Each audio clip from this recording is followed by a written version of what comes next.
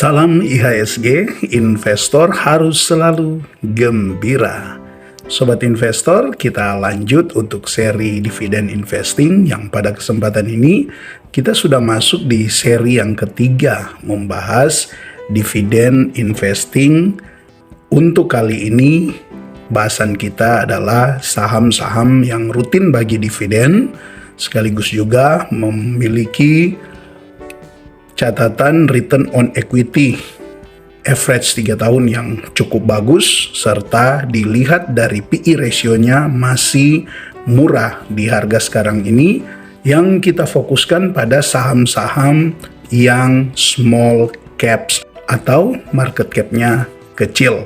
Dan jika Anda punya tanggapan berkaitan dengan topik ini, juga mungkin Anda punya pertanyaan, bahkan saran-saran berkaitan dengan topik dividen investing, silakan Anda tuliskan di kolom komentar untuk menjadi pembelajaran bagi kita bersama, dan siapa tahu pertanyaan atau apa yang Anda sampaikan itu bisa menjadi topik pembahasan di video selanjutnya.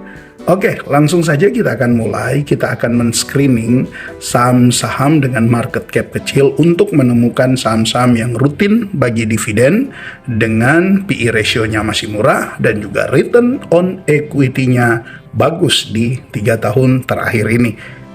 Seperti biasa, rules yang kita pakai adalah yang pertama, current PE ratio TTM di bawah 10. Kemudian yang kedua, average return on equity dalam 3 tahun terakhir ini di atas 7%. Kemudian untuk market cap-nya lebih kecil dari 10 triliun. Artinya ini market cap-nya 10 triliun ke bawah. Untuk average dividend yield 3 tahunnya itu lebih besar dari 3%. Sedangkan untuk dividend payment strict annual itu lebih besar dari 3 kali, dan dividen yield-nya lebih besar dari 3%. Oke, itu rules yang kita pakai pada kesempatan ini. Langsung saja kita screening.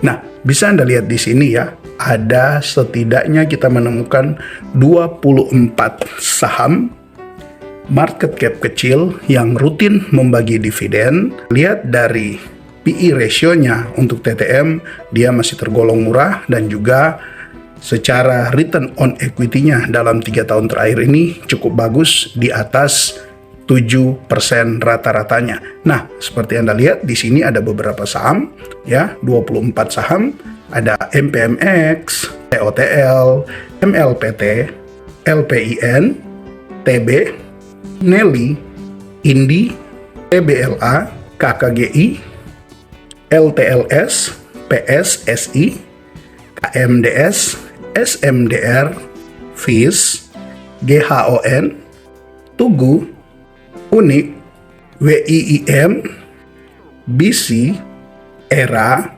HRTA, DSNG, ASRM, dan yang terakhir HIS. Oke, mari kita lihat ya data-data 24 saham ini. Tadi kita lihat dari current PE ratio-nya, maka terpantau di sini yang paling besar ya. Kalau dilihat dari PE ratio itu yang paling mahal itu adalah TOTL dan selanjutnya. Nah, bisa Anda lihat di sini. Dan yang paling murahnya itu dilihat dari PE ratio-nya adalah HIS, di mana PE ratio-nya hanya di 4,41. Kemudian ada Nelly yang PE ratio-nya 481, WIM juga 508, dan untuk HRTA dan Tugu ada di kisaran 560 dan 565. Artinya ini PE ratio-nya paling murah ya. Nah, kita lihat juga dari rules utamanya juga average return on equity 3 tahun terakhir ini, maka bisa Anda lihat ya, untuk yang paling besar itu adalah MLPT dengan 43%. average return on equity dalam 3 tahun, disusul dengan SMDR di 32%, PSSI di 25%, KKGI di 24%, TB 23%, KMDS 23%, NELI 21%, WIM 18%. Kalau kita lihat dari market cap ini, yang paling besar ini adalah DSNG ya. Kemudian ada INDI dan juga ERA, SMDR, BC, MPMX, Tugu, TBLA. Ini untuk 8 saham terbesar market cap-nya dalam screening kali ini. Jadi daftar pantau saham ini teman-teman Anda bisa gunakan ya. Anda bisa lihat, Anda bisa catat satu-satu, atau mungkin Anda bisa masukkan di watchlist aplikasi sekuritas yang Anda pakai berinvestasi, untuk kemudian ya Anda pantau lah. Jika memang Anda adalah seorang dividen investing, maka saham-saham ini yang market cap-nya kecil, sebenarnya ini bisa menjadi pantauan yang cukup bagus. Karena memang ya teman-teman, di satu sisi untuk saham-saham dengan market cap ini kecil, tentu resikonya juga untuk secara naik turun harganya saham itu bisa sangat besar karena memang market cap-nya kecil. Tetapi di sisi lain juga ya tentu bisa juga mendatangkan keuntungan yang lebih besar. Jadi tinggal Anda pintar-pintar untuk memilih ya, karena juga Anda menggunakan metode dividen investing. Biasanya kan ya sekalipun fluktuasi harga sahamnya itu terkadang itu tidak kontrol, namun di satu sisi ada dividen, apalagi Anda memilih yang dividen yield-nya besar, kan itu jauh lebih aman ketika pun pergerakan harga sahamnya ya sangat berfluktuasi. Nah, mari kita lihat untuk dividen yield average 3 tahunnya, rata-rata dalam 3 tahun kalau kita lihat sini yang paling besar adalah MPMX ya.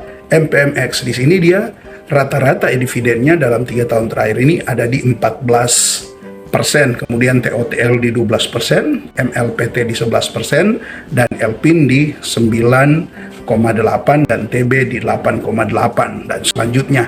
Jadi setidaknya 5 saham terbesar dalam dividen yieldnya ada ini, yaitu MPMX, TOTL, MLPT, dan juga LPIN. Nah, kalau kita memilih kan saham-saham seperti ini masuk dalam daftar pantau kita, jika dalam 1 tahun kita sudah cukup puas dengan 8%, karena setidaknya ini sudah melampaui return yang kita dapatkan ketika kita membeli obligasi. Ya, selain kita dapat return 8% lebih, kemudian dari dividen ya, belum kalau kita menahannya dalam jangka waktu yang lama. Ya, kalau keuntungan return di dividen investing itu memang di tahun pertama mungkin Anda hanya dapat misalnya 5%, 6%, 7%, 8%. Tapi kalau Anda bisa membeli di harga saham yang memang terdiskon, maka potensi dividen yield selanjutnya itu akan jauh lebih besar. Di tahun ini mungkin Anda misalnya hanya mendapatkan 8%. Tapi karena Anda masuk di harga bawah, karena dia mengalami pertumbuhan labanya, pastilah EPS-nya naik, EPS-nya tumbuh, dan potensi untuk dividen yield-nya di tahun depan itu jadi lebih besar. Nah, memang ketika orang justru membeli di tahun berikut, ya bisa jadi mereka hanya dapat lagi di kisaran 8% atau bahkan turun. Tapi kalau Anda yang sudah masuk di harga bawah, tentu Anda itu secara potensi dividen itu akan jauh lebih besar lagi. Nah, ini yang harus jadi pertimbangan. Terkadang memang dividen investing itu jadi suatu metode yang boring ya, tetapi sebenarnya yang paling aman dan yang paling ya sesuai lah dengan investasi saham. Karena normalnya investasi saham ya ketika kita beli saham, yang paling penting itu adalah kita mendapatkan keuntungan dari bagi hasil. Nah, inilah dividennya. Nah, kita cek dari MPMX ya, yang dividen yieldnya yang paling besar. Kalau kita lihat pergerakan harga sahamnya 3 tahun terakhir ini, tentu ya kalau Anda membeli di harga 705 ini atau 600 ya, 600-an ini, 690 atau 700 lah setidaknya rata-ratanya, itu pasti lain lagi halnya dengan mereka yang membeli di harga sekarang ini, sudah di harga 1000. Nah, di harga sekarang ini ketika dividennya turun, kita lihat ya berapa dividen dia bagikan terakhir. Oke, kita masuk di corporate action, kita pilih dividen, kita lihat ya, pembagian dividen terakhir itu di bulan Juni 2024 itu dia 115. Coba kita lihat di bulan Juni, tanggal kumdetnya di 7 Juni. Ya, kita cari untuk 7 Juni ini di mana. Nah, kita lihat 7 Juni. Ya. Ini ya, kumdetnya di sini. 7 Juni. Coba kita 3 bulan dulu, kita cari.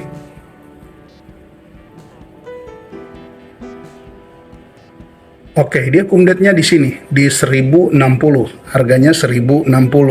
Berarti ketika membagikan dividen 115, coba kita dividen yang dibagikan 115 kita bagi dengan harga 1050 waktu dia kumdet kemarin, maka dividen yang didapatkan ini ya bisa Anda lihat ada di 10,9%. Nah, ini kalau di harga kemarin yang sudah di 1050. Nah, bagaimana dengan yang membeli 3 tahun kemarin yang tadi kita sudah lihat dia membelinya di harga 700 lah, kita rata-ratakan di harga 700. Maka ya, dia membeli di harga 700, maka dengan dividen yang dibagikan 115 bagi 700 bisa Anda lihat di sini.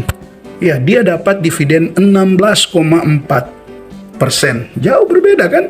Yang baru beli di tahun ini dapatnya ya hanya di kisaran 9%, 10,9%. Tapi yang sudah beli dari 3 tahun terakhir bisa Anda lihat 16%.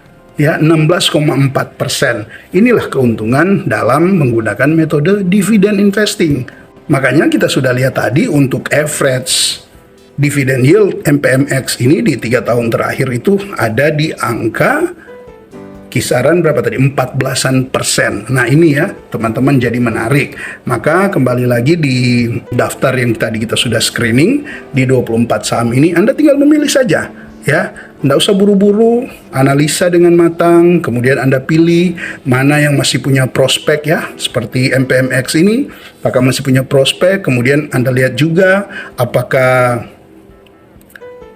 harganya sekarang ini secara valuasi sekarang ini sudah cukup bagus ya, bisa Anda mulai membeli. Kalaupun MPMX sudah termasuk di harga yang mahal sekarang ini ya, tidak mengapa Anda memilih untuk mencari saham-saham yang lain ya, seperti TOTL, MLPT, dan lain-lainnya. Inilah sebenarnya keunggulan dalam menggunakan metode dividen investing ya, tidak terlalu ribet karena biasanya untuk perusahaan yang rutin bagi dividen itu kalau mau diukur dari kinerjanya ya sudah pasti kinerjanya bagus karena dia rutin membagikan dividen, apalagi dengan dividen yield yang di atas 10% itu sudah wow ya. Kita lihat lagi dari dividen payment streak ya. Kalau kita lihat dari dividen payment streak ini yang paling lama ya secara berturut-turut membagikan dividen ini yaitu TBLA. TBLA sudah 16 tahun itu membagikan dividen rutin. TOTL juga 16 tahun. ASRM juga 16 tahun, FIS sudah 16 tahun berturut-turut. SMDR, kemudian BC, Nelly. Ya, kita lihat untuk MPMX dia 6 tahun terakhir ini sudah cukup lumayan ya, karena kita kan tadi mencari hanya 3 tahun lah, minimal 3 tahun terakhir dia membagikan dividen. Dan untuk MPMX Anda lihat dia 6 kali ya sudah berturut-turut. Artinya 6 kali berturut-turut ini bukan berarti baru 6 kali, bisa jadi juga sudah lebih karena tidak menutup kemungkinan di tahun ke-7 kemarin dia tidak membagikan dividen ya. Anda bisa cek sendirilah seperti apa ya. Oke, jadi teman-teman tinggal Anda lah menentukan pilihan Anda di 24 saham ini apakah memang menarik karena ini memang market cap-nya kecil, jadi fluktuasi harga saham biasanya itu lebih tinggi dibanding dengan market cap yang lebih ke arah sedang, bahkan lebih ke arah besar yang sudah kita bahas. Terima kasih untuk Anda yang selalu mendukung channel ini dengan segala keterbatasannya, namun Anda tetap setia memberikan saran, tanggapan-tanggapan, bahkan mendukung melalui super thanks dan juga berlangganan. Ya, diucapkan terima kasih, sukses selalu, salam IHSG, investor harus selalu gembira.